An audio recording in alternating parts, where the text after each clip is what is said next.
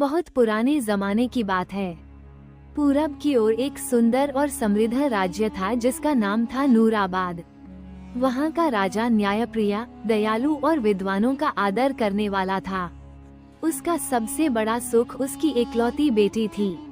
शहजादी का नाम था महानूश। वो अपूर्व सौंदर्य की धनी होने के साथ साथ ज्ञान की भी प्यास रखती थी। दिन रात किताबें पढ़ना, नए नए सवाल पूछना और प्रकृति को समझना उसका शौक था। अक्सर वो कहती थी, अब्बा हुजूर, असली दौलत खजाने नहीं बल्कि ज्ञान है। खजाने तो कभी भी खत्म हो सकते हैं, लेकिन ज्ञान पीढ़ियों को जीवित रखता है। राजा उसकी बातों पर गर्व करता, लेकिन उसके दिल में चिंता भी रहती। वो सोचता, ऐसा वर कहाँ मिलेगा जो सुंदरता, विद्या और बहादुरी तीनों में बराबर हो।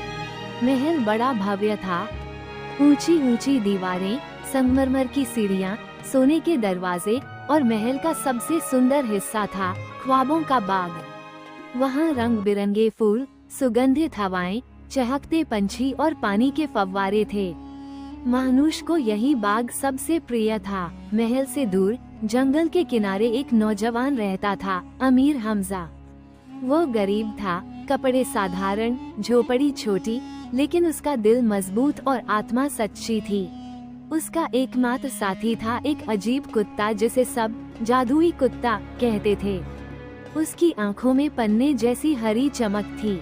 वो इंसानों की बातें समझ लेता और कई बार अपने हाव भाव से जवाब देता। उसकी भौंक इतनी असरदार थी कि जंगली दरिंदे डर कर भाग जाते। बचपन में हमजा ने इस कुत्ते को घायल हालत में पाया था। उसने कई दिन तक उसकी सेवा की, उसे खाना पानी दिया और फिर दोनों एक दूसरे के सच्चे साथी बन गए। हमजा अक्सर सोचता, काश मुझे जिंदगी में कोई बड़ी आजमाइश मिले ताकि मैं साबित कर सकूं कि असली इज्जत दौलत से नहीं बल्कि नेकदिल और बहादुर इंसान से मिलती है। एक रात शहजादी ने अजीब सपना देखा। उसने देखा कि आकाश पर काले बादल छा गए हैं, बिजली कड़क रही है और जमीन कांप रही है। अचानक एक विशाल अजधार ड्रैगन आकाश से उतरता है। उसकी आंखें लाल अंगारों जैसी, सांस से आग निकलती और उसकी दहाड़ से धरती थर्रा उठती। वो सीधे महल के बाग में आता है और महानूश की ओर बढ़ता है। लोग भाग जाते हैं, सिपाही हथियार गिराकर डर से छिप जाते हैं।